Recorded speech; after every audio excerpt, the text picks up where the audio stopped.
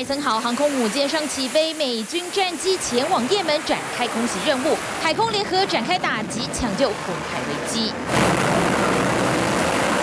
军事专家强调，美国与盟军共同作战，不只要解救繁忙的海运航线，也是在检验美国海军的实力。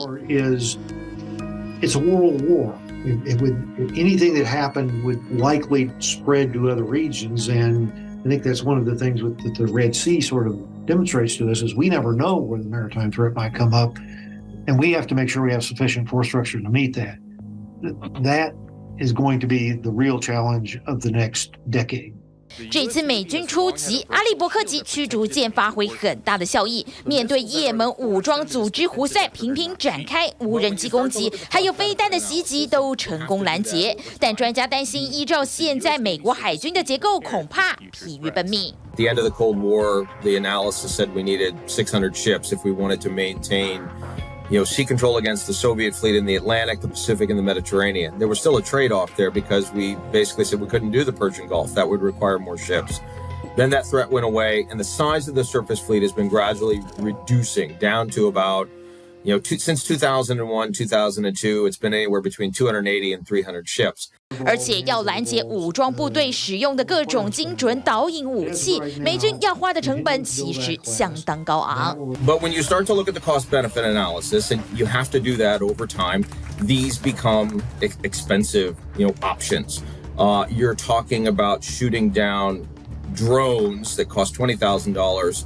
With a standard missile that's a little over $2 million. 专家认为，按照现在紧张的地缘政治情势，美国海军不但必须扩大规模，而且升级，尤其应对中国大陆大量的反舰飞弹，又要考验不同的军事实力。As scary as the PLA rocket force is, in terms of the weapon systems they have, and the long-range anti-ship missiles, those units by themselves can't find anything. They're just missiles on trucks. So something has got to find those targets for them.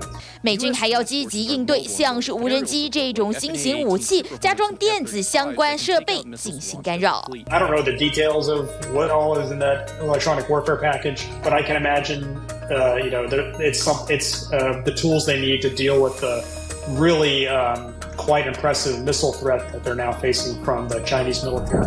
但就怕中国大陆一旦火力全开，美军在军事设备上还是会捉襟见肘。The People's Liberation Army of China has a very mature reconnaissance strike complex, as they call it, which is a combination of land-based radars, satellites, aircraft, etc., that can reach out and look a very long way, potentially.